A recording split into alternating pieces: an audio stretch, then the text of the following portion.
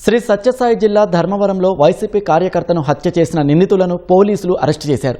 వీరిని police station నుంచి court వరకు నడిపించుకుంటూ తీసుకెళ్లారు. న్యాయస్థానం నిందితులకు రిమాండ్ విధించింది. నిందితులు వైసీపీ నేత గడిపూటి గంగాధర్ నాయుడు, చరణ్ కుమార్, ఎరుకల గంగాధర్గా పోలీసులు వెల్లడించారు.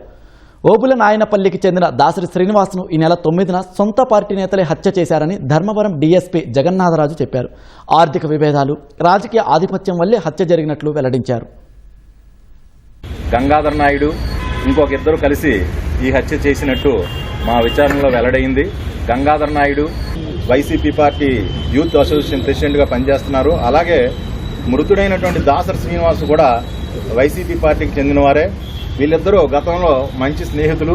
ఆర్థికపరమైన లావాదేవీల్లో తేడాలు రావడం కారణంగా ఒకరి మీద ఒకరికి అనుమానం వచ్చి ఈ దాసరి శ్రీనివాసులు ఎప్పటికైనా నేను చంపేస్తాడు అనేటువంటి విషయం ఇతనికి రకరకాల మార్గాల ద్వారా తెలుసుకొని గంగాధర్ నాయుడు ఎట్టి పరిస్థితిలోని దాసరి శ్రీనివాసులను పెట్టాలనే ఉద్దేశంతో 7వ తారీఖు పథకం ప్రకారంగా ఇతనితో మద్యం సేవించి ధర్మవరం చెరువు దగ్గర 2వ మరవ దగ్గర తీసుకెళ్లి మద్యం ఎక్కువైన తర్వాత కట్టెతో A1 గంగాధర్ నాయుడు మృతుడు దాసరి శ్రీనివాసును కొట్టడం జరిగింది.